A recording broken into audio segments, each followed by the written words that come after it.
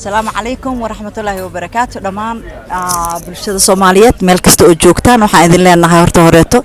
أنيقا إيو وحا إسلافنا سعيد جامع حسين سعيد وبقركا sheekooyinka gaagaaban ee Soomaalida maanta marti badan bad ka dheefaysan ha noqoto habka sheekada uu biyo dhacayso ha noqoto sida loo sameeynayo ha noqoto taariikhdii hore iyo maaragtay kelmadan la yiraahdo xabadi kaantay iyo asalkeeda meesha ka timi dadka qaarkood aniga aan kamid ka ahay 88 inay ka timid baan u maleynayay markaan yiraahdo xabadi kaantay walaalaheena waqooyi ka yimaada xabadi sugto been dhihi jireen dadkeena xamar joogo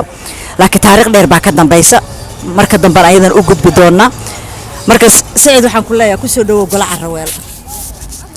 aad iyo aad baan ugu faraxsanahay ugu diirsanaya mahadna kaaga celinaya inaan ku soo biiro oo kula wadaago golaha Raweelo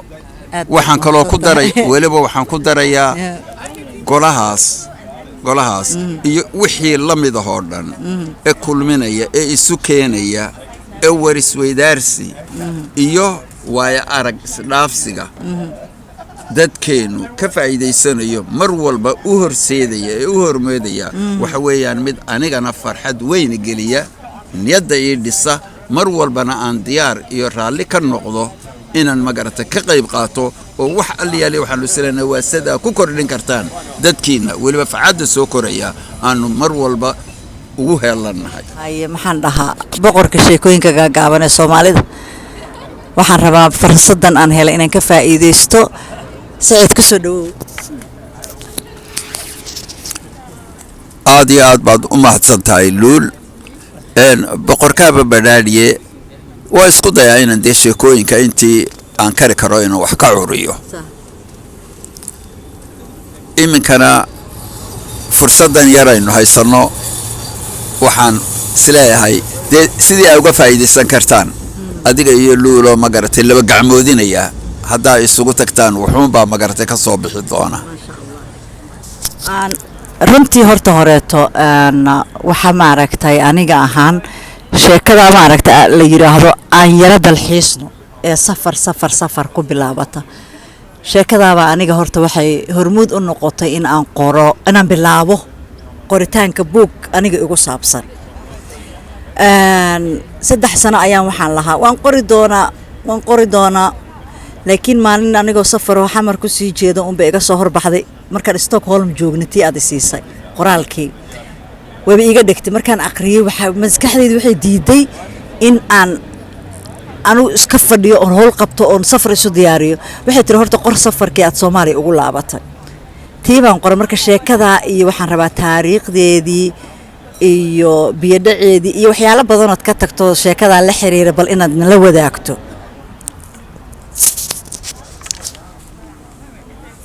anigu markii hore ee qoraalkan yara gaabanaan maartay farta ka saaray adaab hadartay xusuusiyay isma lahayn sidaas uu xiiso u lahaan doona waad ku mahadsantahay haddii maartay mar wixii qoraalkii gaabnaa ma gartay wixii galay haddii aan waxoogaa inoo ka soo qaado sheekada gaar ahaan aad adigu ka danaynaysid qoraalkan aan yara dalxiisno sheekadu waxay ku saabsan tahay safarkaygii ugu horeeyay aan kaga soo baxay magaalada Cadan aan ku imanayay magaalada London dalkan Ingiriiska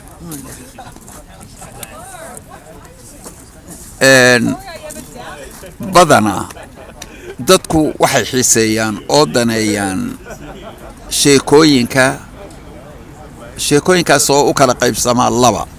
sheekooyinna waxa weeyaan sheekooyin dhaba oo dhacay oo sidoodii loo marinayo sheekooyinna waxa weeyaan kuwa lagu tilmaamo mala awaalka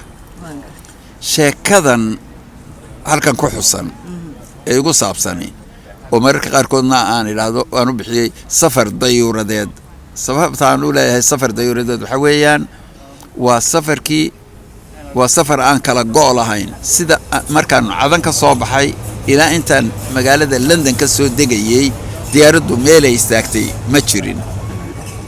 dhacdooyinka iyo waxyaalaha aan qoraalkan kaga hadlayaana waxa weeyaan markaan ka soo ambabaxay garoonkii diyaaradda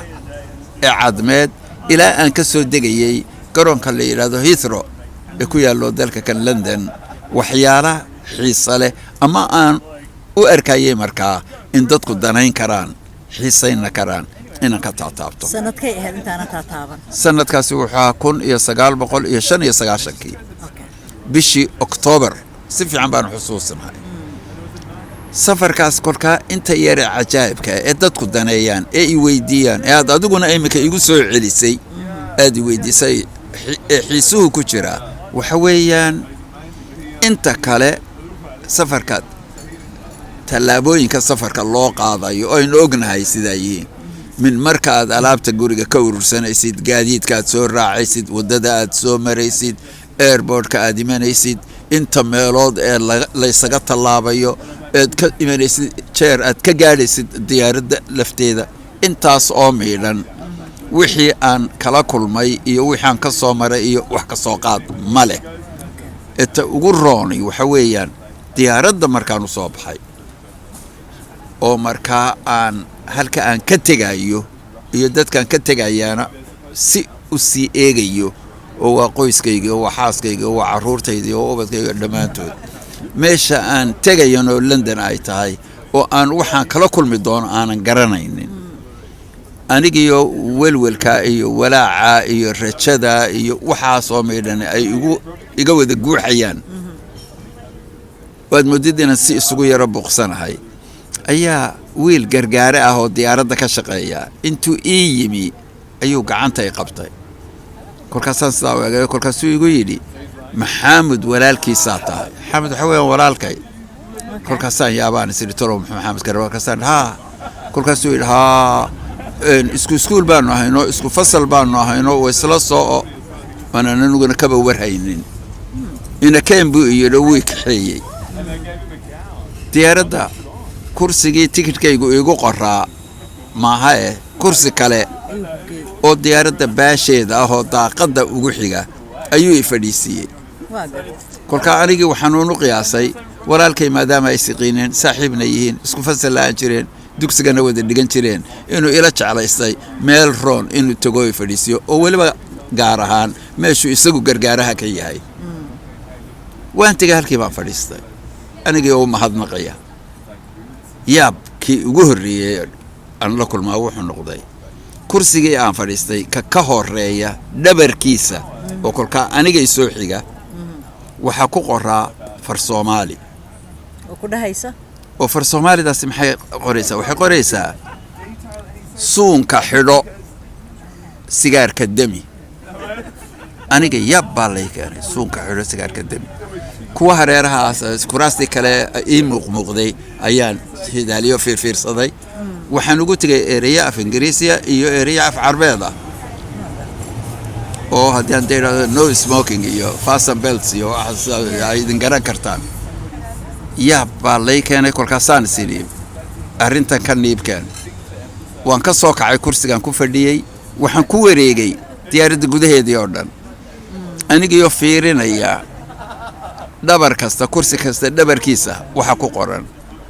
waxa ii cadaatay kan fadhiyay mooyee kan hor fadhiyay mooyaane ku kale oo far Soomaalida iyo ereyada Soomaalida iyo weedha Soomaalida ay ku qoran tahay cid aan la kaashado iyo cid يعني معجزة مارتي فردامسة وان واي أنا قو سيدي ويابن وحين تأي وهليي ديارة مركان مارتي مقع كان يو أنباري إنه ميركا لكو قرية وحكالو إيانا أنباري بل عيد كالي أوصو ماليد إنا ديارة الله صعوتو إيانا عجيبك وحيالا عجيبك وحويا أنيقا كليا كالصومالي أها diyaaradana kuraasta dhan halkaas kursiga Soomaali kaga qoraa diyaaradda siday u dhantahay waan ku wareegay waxaan ku dadaalay inaanan midna dhaafin si aan u hubiyo waayo haddii aan meel kale ku arki lahaa qofka fadhiya iyo baan eegi lahaa ama ku garan lahaa ka soo xusala kaan gadaashiisa fadhiyay mooyaane inta kale waxay ku qoraayeen af Ingiriisi iyo af Carbeed kolka adiga maxaa ka yaabiyay aniga waxa iga yaabiyey waxay ahayd runtii markii la yiraahdo waxa iga yaabiyey aniga waxay ahayd markaan akhriyay waxaan isweydiiyey asigii joogay ee akhriyay waxaan dareemay ee qoray miyuu naga kala reebtay mise asiga xataa way ka maqan tahay sababta kursigaas ay ugu jirtay af Soomaaligu haddeertaan qayb kale oo sheekada ku qorayna waad ila wadaagtay oo ah in Xaamud saaxiibkii iskool la dhigtay uu kula kulmay marka taana waxa ii muujinaysaa waxaan isleeyahay armuukaasi kursigu ka balas fiicnaa lugaha uga fiicnaa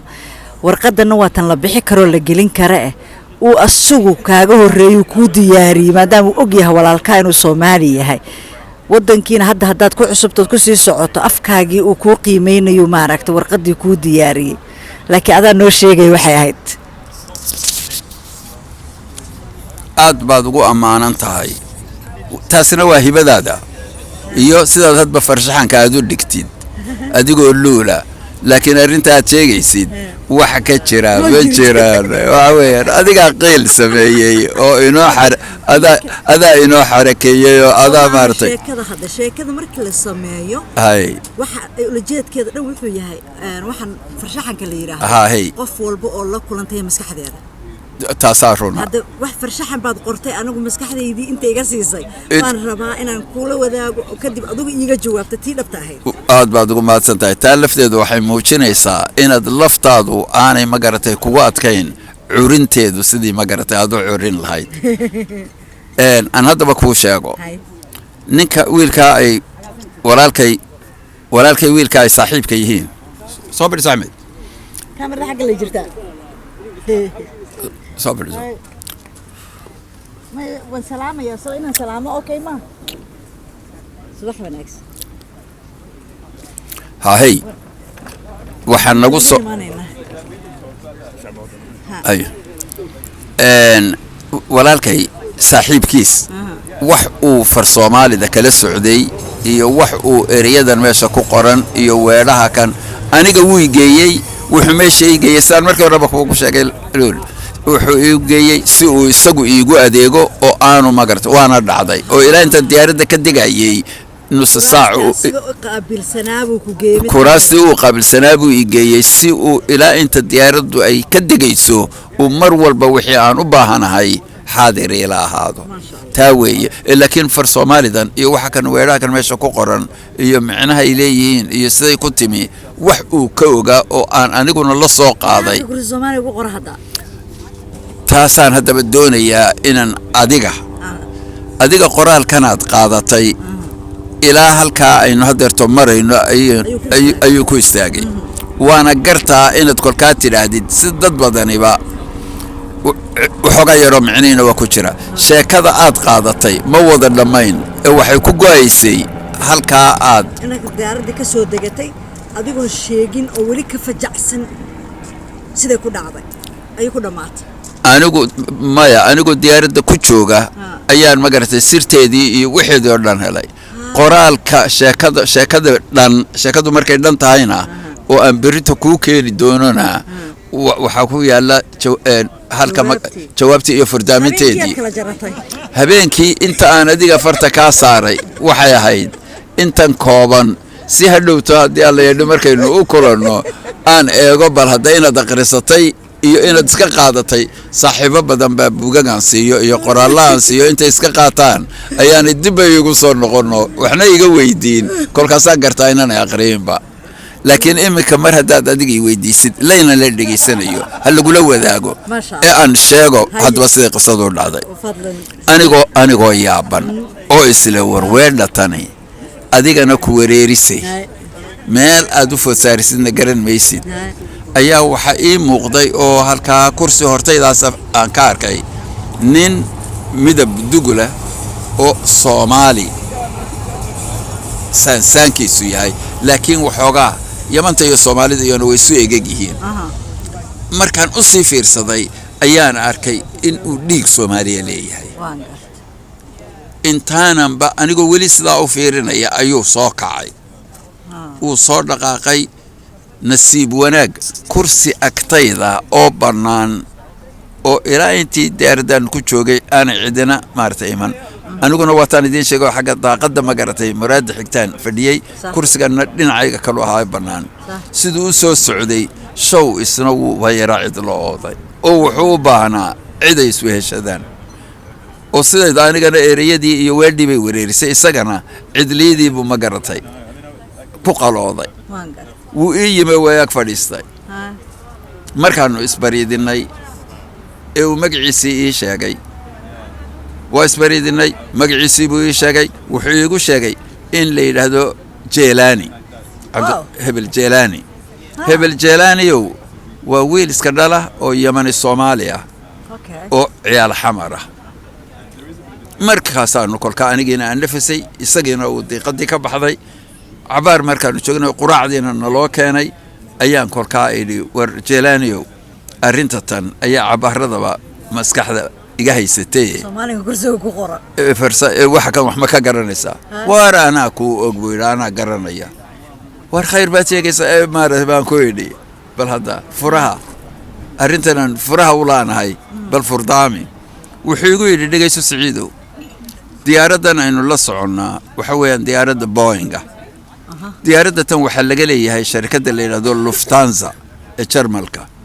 diyaaradihii shirkadda Soomaaliyeed ee loo dhan jiray Somali Airline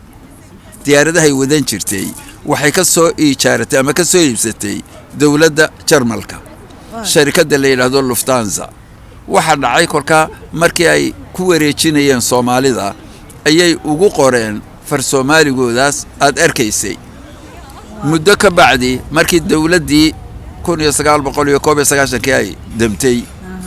muddo la sugayay bal cid loo raaco deyn badanna iyo lacag badanna waa lagu lahaa shirkaddii Somali Airline ta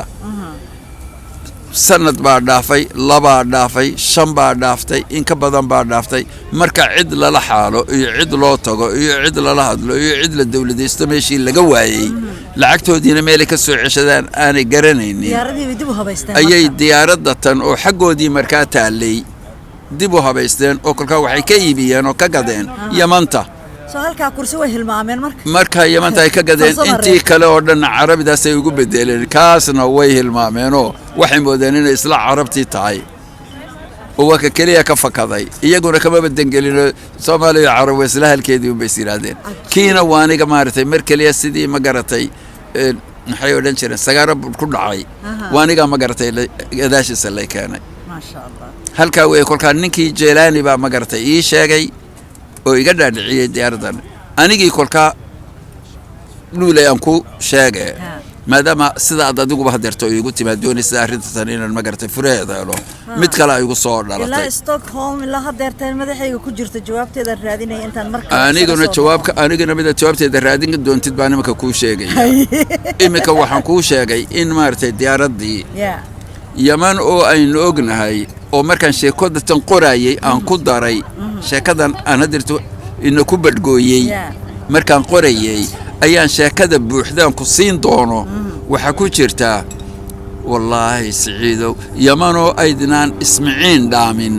iminkuun bay turtudlaynaysaa berrito haddii taasoo kale ku timaado tolow iyana ereyadooda tanaf carbeedka ah maxaa lagu bedeli doonaa labadeenna oo imika hadirto halkan wada fadhida ayaan ku sheegayaa diyaaradda aan markii soo raacay ee Soomaalida laga soo wareejiyay ee Yamanta laga iibiyay Yamantii lafteedii xabadi kagama hadhin tii aynu joognay iyo tan ka soo cararay iyo tii halkii ugu qabsatay aad ogeyd geyigeennii caasimadeennii xamarteennii tu ka daran ayaa cadan ka dhacday cadantii aan 95 ka yimi mid teeni ka daran ayaa ka dhacday oo wali socota diyaaradaha aan kaaga sheekeynay nimka sheegayayna xabad kaga sii hadhay ma jirto airportkiina hadalkiis badda kolka hadaan su'aal ku weydiiyo maxaad u malaynaysaa ereyada Carbeed ee Yamaniga iyo Carabiga meesha ku qoraa iyana laga dul buuxin doona ma Philippine buu noqon doona السلام عليكم وجهي وأذا كقرصنا مركز هذا دنك كلا أسوريجي وجهي ساو أركتان وسؤال عجيب له أن سيدو وانا ايغو ادagta inaan ka jawaabo hadii ilaahay ii ka soo diyaarad saaran sidaadi in soo carabiga hal xaba ah aan ku arko inta kale English ugu qoran yahay taa un ba warkeeda keeni karta ma ogtahay laakiin adigaan rabaa taariikhdaada inaan dib ugu noqdo waxa tiri 95tii meeshan kaga soo tagay ayagu hadeertaan waxay ku noqdeen ama tageen meeshii annaga markii burburkeennii bilowday 88 iyo 91 iyo ayay dib u noqotay laakiin adigu cadan mar aad ka soo baxdo marka ugu horeyn xabada keentidii koowaad baad ahayd bal xabada keentada noo sheeg annaga aad ciyaal xamarna waxaan ku sheegaa ilaa habeenkaad ii sheekeynaysay ma qasana ka hor ahayd 3 sano ka hor ma aqaano waxa u leeyahay xabada keentada inay ahayd Hargeysa ka bilaabatay oo anu markaan dhahna xabada keenta ayaguna yiraahdaan xabada sugto marka laakiin waxa soo baxday in 60meeyadii ka timid bal hadda taan noogu celi horta aan mid yar kuugu horeysiiyo oo iyana ma garatay xiisa leh luulay siciidkayga adeerkaysid ee imika sidaa aynu wada fadhino marka aan dib u raaco noloshaydii waxyaalaha la yaab kale waxa ka mid ah astaamaha ugu waaweyn waxaad ku arkaysaa dagaal dhalashadaydii waxay ahayd dagaalkii labaad ee adduunka ee bilowga 40ka ka aad sheegaysid ee cadan naga keenay 67 Soomaaliya 67 xabada keentaydu waa markii Yamanta iyo Cadanta iyo Koonfurta Yamaneed ay ku kaceen Ingiriiska ee iyagoo ina higsanaya ay iyana yiraahdeen Soomaaliya oo darisaayinba waa taa ma garatay beri hore madax banaanaatay calan yeelatay qarannimaanatay annagana maxaan dhigay ku qaadqaadeen kolka dagaal qaraar oo halka ka socda awgeed oo kolka gobonnimadeedina soo dhowdahay ayaa jaaliyadii Soomaaliyeed halka deganay goosatay inay ma garatay meel kale wadankoodii anigu markaa jaaliyadda waxaan ka ahaa xogayaha guud ee jaaliyadda Soomaaliyeed ayaan ahay cadan degan kolka waxaan wafdi aan la socdo ayaa tagay oo u tagay madaxweynihii Allah naxariistay ahaa Cabdirashiid Cali Sharmaarke iyo Prime Ministerkii oo isna eebaha naxariistay ahaa Maxamed Ibrahim Cigaal oo aanu kolka tusayno dadka Soomaaliyeed ayaan dhow iman doonaan ee in loogu sii talagalo sidii wax loogu fududayn lahaa soo gelitaankooda shaqooyinna wixii shaqooyin yaqaana ee xirfad yaqaana ay shaqooyin u heli lahaayeen oo meelihii aynu uga baahannahay lagu gufayn lahaa kii macallinaha iyo kii qaraha kii si ayagana wax u helaan wadankii uga faa'iideysto ilaah mahadi ballantii ay qaadeen way oofiyeen oo waxay yiraahdeen dadka Soomaaliyeed halka ka soo qaxa airport kasta ama deked kasta oo ay ka soo degaan mid ama cirka haato ama dhulka haatee yani garoon diyaaradeed ama deked haatee waa in waxa ay la yimaadaan iyo waxooda iyo inta ay sitaan laga carsho in kolka ti canshuur aan laga qaadin waxba aan laga qaadin markaasina waxaad markii ugu tiro badnayd ee dadkii Soomaaliyeed ee cadan deganaa ay halkii awal laga dhoofi jiro Soomaaliya inta laga dhoofo cadan la tagi jiray ay noqoto waa markii ugu horeysay cadan inta laga soo dhoofay lagu soo noqday halkaana weeyaan halka magacu macna ka yeeshay marka la leeyahay xabadi keentay kolka dadka aad uga sii garanaysaan xabadi keentayda la socday ee yimi waxaan qof kaliya idinka tilmaamo waxa ka garanaysaan Maxamed Ibrahim Warsame Hadraawi waxa ka garan karaysan Rashid Garween ku jira Rashid Garween kuma jira waxa ku jira ciyaartooygii bilay ekciyay dalkeena oo dhan waxa ku jiray fanaaniintii ugu roon ciyaartooyga waxa weeye waa Saciid Ducaale waa Saciid Ismaaciil waxa weeye ciyaartooydii ma garatay meesha sare gaarsiiyay ba kamida waxa kamida fanaaniintii waxa kamida Xudaydi waxa kamida ragga Soomaaliyeed waxay wada ahaayeen dhinacyo badan ayaa ma garatay oo kolka gidigood isku shubay caasimadii haw badnaadeen Muqdisho Hargeysa iyo Burco maya taasina waxay xabada keentadaas adinka leedama beegsanaynin ee wax meesha ka socda ka cararaysay xabada keentadan dambe laakiin dadka ayaga la beegsanay ma taas waa kala duwan taas wax kala ahayd marka alxamdulillah rabbil caalamiin laakiin tusaale fiican ay tahay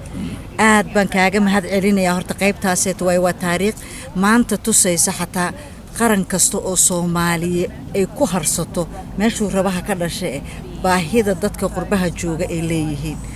qurba joogtu inayna ahayn cadow banaanka jira ay yihiin dadkii wadanka wax ku lahaa ayagiina maaragtay wax tarna u leh ayaguna kuwa baahiya qaba ay kamid yihiin wadanka xaquuq ku laho wadanku inuu wax u qabto u baahan way markasta waxa la yiraahdaa calaashan qurba joogta dhibay wada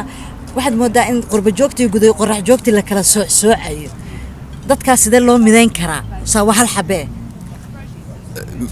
waxa luulay sida aad sheegaysid mar walba duruuf kasta lagu jiro ama barwaaqo baraado iyo tanaad lagu jiro hal istiraxsanaado ama xaaladda ugu tabaalaysan lagu jiro mar walba ta u baahan inanay maankeena ka suulini waxa weeyaan in waxyaalaha inamideeya waxyaalaha loo baahan yahay in la wada qabsado waxyaalaha dantu ina farayso ba mar walba ka weyn waxyaalaha la isku dhaliilayo waxyaalaha la isku eedaynayo waxyaalaha la isku tuhmayo waxyaalaha la isku riixayo waxyaalaha la isku kala shisheysanayo mar walba ta ugu weyn waxa weeyaan ta kulmisa ee isu keenta oo waliba maxay dantoodu ku saleysan tahay fiiraha loo yeesho ayaa ka culus kana qiimo weyn kana mudan in mar walba la siiyo waqtiga la geliyo hawsha mudnaanta koobaad la siiyo taasaynu ku tanaadayna meel ku gaadhayna wax ku noqonayna kolka taasa baabi'inaysa halkii kolka ay noqon lahayd kalama maarmaan halkay ka noqon lahayd wayna noqotaa kalama maarmaan aanay noqon isku kornoolaad ama in la isu fiirsanayo ama in la isriixanayo ama in la isaadeeynayo hoosta waxaan ka xariiqayaa kelmadda isku kornoolaad sababtoo walaalka ha ku kornoolaan ee garab noolaaw waka iyo waliba wada noolaada oo isu noolaada oo wada noolaada isku garab noolaado isu noolaado wada noolaado waka warko السلام عليكم ورحمة الله وبركاته.